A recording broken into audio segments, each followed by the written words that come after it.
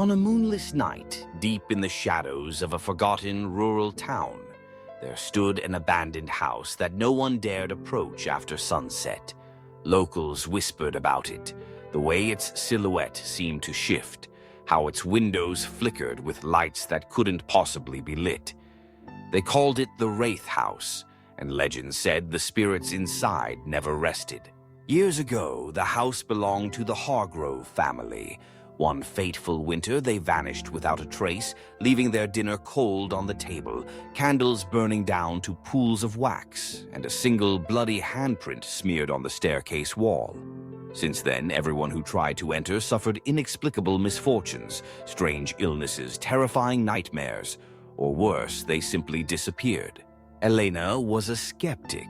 She'd recently moved to the town, and when she heard the stories, she laughed them off as superstition. She was a journalist with a thirst for the truth, and the Wraith House was an irresistible challenge. One chilly October evening, she decided to see for herself. Armed with only a flashlight and her recorder, she crossed the weed-choked yard, her boots crunching on brittle leaves. The door was unlocked. It swung open with a groan, revealing a hallway heavy with dust and the scent of mold. Her light swept over faded wallpaper and shattered picture frames. The silence was absolute. Elena took a deep breath, willing herself forward. As she explored, Elena felt a creeping sensation that she wasn't alone. The house seemed to breathe alongside her, its floorboards groaning under her weight. The temperature dropped, and her breath began to fall. She pressed on, drawn by the urge to reach the staircase, the site of the infamous handprint. Halfway up, her flashlight flickered. Panic fluttered in her chest as the beam sputtered, but she forced herself to continue. The handprint was still there, rusty and dark, as if freshly imprinted. Elena raised her recorder to document the moment, but suddenly a cold gust swept through the house, slamming the front door shut behind her. She spun around, heart pounding. The air thickened, pressing in from all sides. The walls seemed to pulse. Shadows writhed in the corners. Then a voice, whisper thin and echoing, called her name. Elena froze. She hadn't told anyone she was coming. Her hands trembled as she tried to steady the recorder. The whispers grew louder, overlapping in a cacophony of anguish and rage. "Get out!" they hissed. "Join us!" She stumbled backward, tripping over a loose floorboard.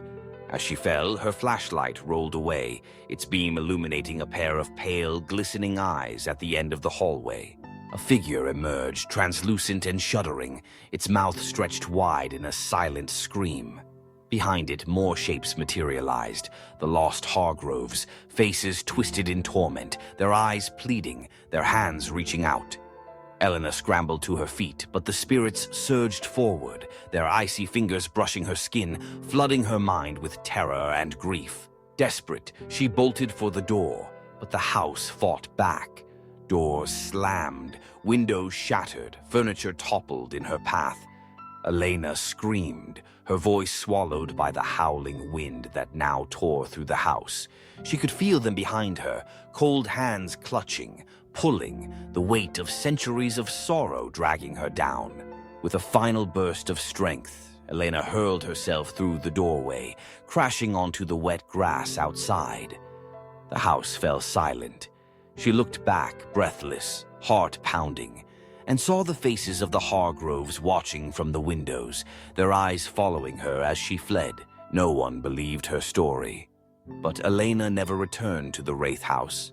And on certain moonless nights, if you listen closely, you might hear her voice among the whispers, warning others to stay away before it's too late.